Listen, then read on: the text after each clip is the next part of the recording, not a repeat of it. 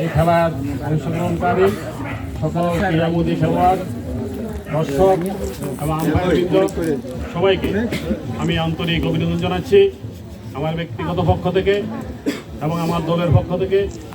আপনারা ইতিমধ্যে অবগত হয়েছেন আগামী 12 ডিসেম্বর বাংলাদেশে মহান গুরুত্বপূর্ণ জাতীয় সংসদ নির্বাচন হতে যাচ্ছে। সেইখানে সবাই স্বতঃস্ফূর্তভাবে অংশগ্রহণ করে এদেশের শান্তিকামী মানুষকে মুক্তি দিবেন এবং আজকের এই খেলার আয়োজনের মাধ্যমে আপনারা প্রমাণ করেছেন আপনারা শান্তিতে বিশ্বাসী, আপনারা শৃঙ্খলায় বিশ্বাসী।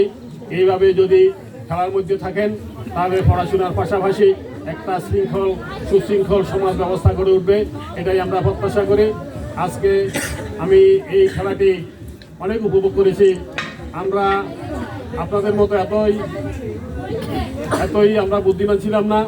আমাদের সময় বিশেষ করে আমি এই ক্রিকেট বোঝা শুরু করেছি 1991 সালে।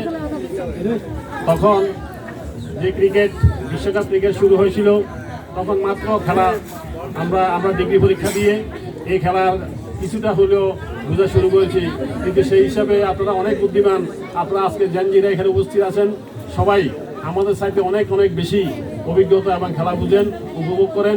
আমি আপনাদের সবাইকে এইভাবে খেলার মধ্যে থেকে একটি সুশৃঙ্খল সমাজ প্রতিষ্ঠার এগিয়ে নিয়ে যাবেন এটাই বিশ্বাস করে। সেই সাথে আমি বিনীত অনুরোধ করব আপনারা পড়াশোনার পাশাপাশি খেলাকে উপভোগ করবেন। আরেকদিকে মাদককে সম্পূর্ণ না বলবেন, এই মাদক থেকে বিরত থাকতে হবে। এই মাদক একটি সমাজকে ধ্বংস করে দেয়। এই মাদকের সাথে আমরা কখনোই জড়াবো না। ইনশাআল্লাহ আমাদের ভবিষ্যৎ উজ্জ্বল হবে এবং যার এই অনুযায়ী টার্গেট অনুযায়ী আমরা এগিয়ে যাব।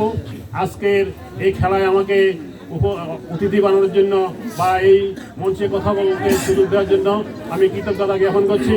এবং আজকের এই শীতের রাত্রে আপনারা সবাই কষ্ট করে উপস্থিত হয়েছেন এবং খেলা উপভোগ করেছেন সুশৃঙ্খলভাবে। এই খেলাটি অংশগ্রহণ করে এবং খেলার সমাপ্তি করতে সহযোগিতা করেছেন সবাইকে ধন্যবাদ জানিয়ে আজকে এখানে আমার বক্তব্য শেষ করছি। আল্লাহ হাফেজ। বাংলাদেশ জিন্দাবাদ।